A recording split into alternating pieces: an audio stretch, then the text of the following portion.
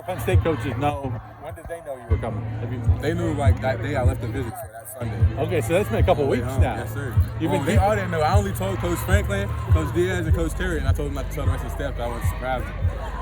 How have you been able to keep that secret? Was it hard to keep the secret? It was hard to keep the secret. It was definitely hard. I mean, I probably told a few people, but just people I trust, like Damar Hamlin and like just like people I trust, like Damar Hamlin, Miles Sanders, like just talking to them at their camp. I just told them. Now, did Tony push back his commitment date so it would be right before yours, or was that just kind of a coincidence? Oh no, the reason why Tony pushed his back was because he like I guess in their like where their area, like their coaches have a dead period and they can't be around their players. He wanted to do it at his school with his coach there too. Okay. That's why he pushed it back. But I mean, it definitely turned into a coincidence. Yeah, for sure. Back to back, man. And they call us TNT, man. Tony and St. Louis. Where do you see you fitting in there, player-wise, position-wise? Linebacker. So Coach Diaz, he showed us. Actually showed me and Tony after he told us he wanted it to be us two. That because they were only taking 2 linebackers. He said he wanted it to be us 2.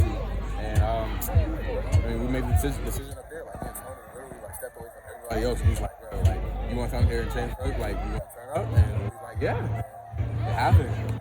Was it still stressful sitting there at the table, actually making the announcement? Nah, I was just trying. I was nervous. I was just nervous. Like I didn't really. I was talking and like as I'm talking, I'm like, I know this decision is the right decision, and I can't wait to tell him. But I just don't. I was trying to figure out what to say. Yeah. I was going off top of the head. I wasn't reading off anything. I was just trying to figure out what to say. You did a good job. You did a real good job. Were you having fun at all, like keeping people like waiting, just like the suspense period of being there?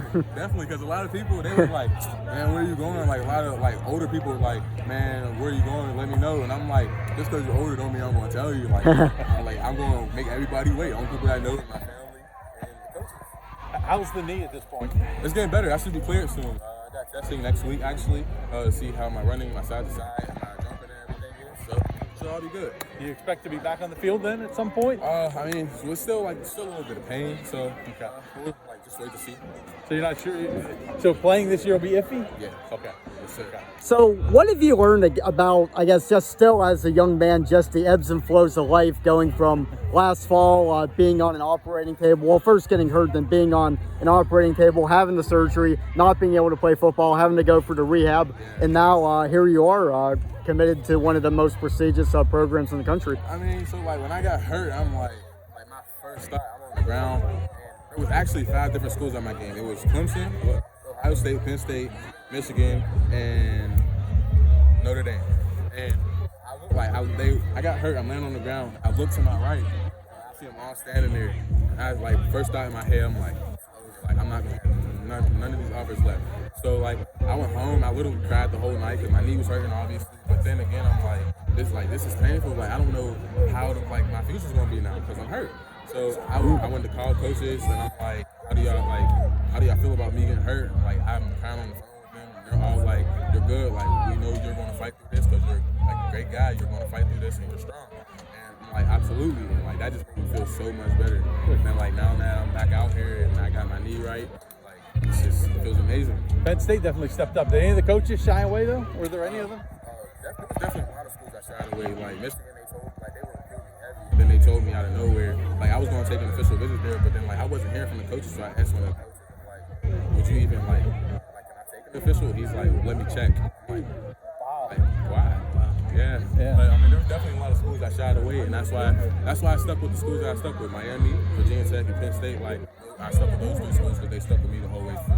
And the ones that did shy away from you, do you think that's going to give you any fuel playing college football? Like Michigan's a good example because you're going to be playing them every year. So. Yes, sir. When we play Michigan, it's going to be real personal. Ohio State too. What do you remember about your first trip to Beaver Stadium? My first trip to Beaver Stadium was a whiteout game against Michigan. And I'm like, it was actually my first college game. And I'm like, this is like the best thing ever. Like, I went home, I said, Mom, like, because I didn't go with my mom, I went with my 2 coaches. I said, Mom, I'm like, if I get this offer, I'm going to commit. And she's like, okay. She's like, but you're not really going to commit. I'm like, nah. I'm definitely going to enjoy the process. But my first visit to Beaver Stadium was amazing. Was that the game where they had to take a timeout on the first play? That's a good game to go to. So. Shane and the TR3 have been blending pretty good. And was that like a commitment gift or something? I had this Shane for like 2 years. Oh no, you did. Okay.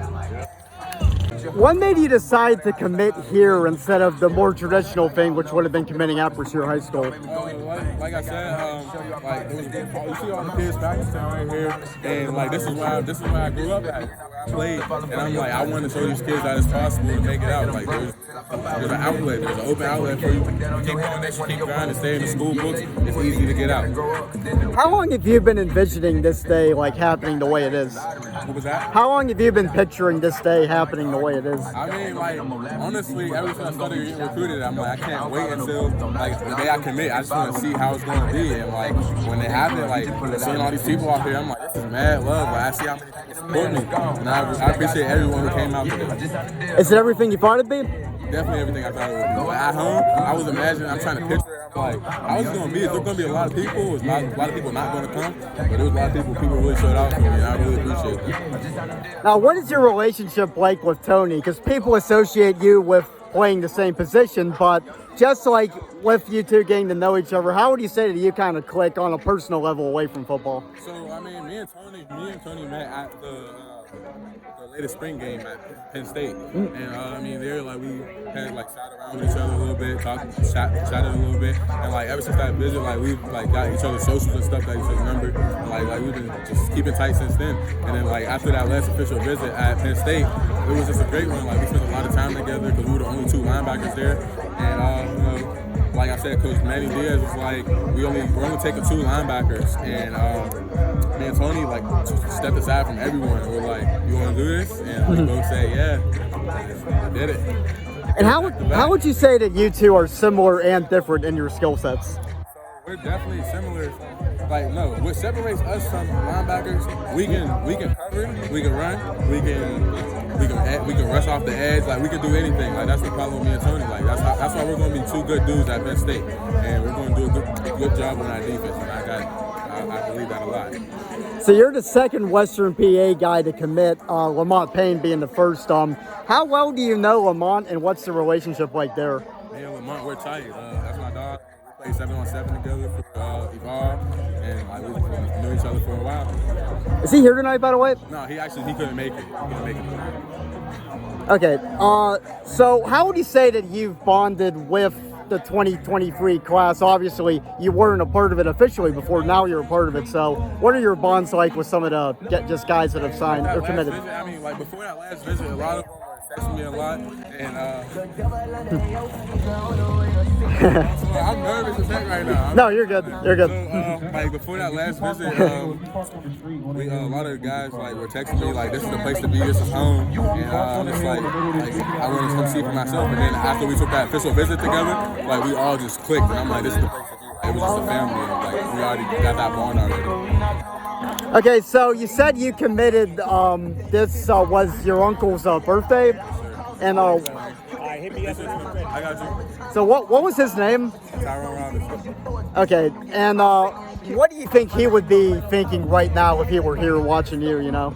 Right now, he definitely would have took me out somewhere afterwards. He'd have been all over me, give me all types of high fives. Like, great guy, really just my dog. And I definitely miss him a lot. And that's why I picked today to do it.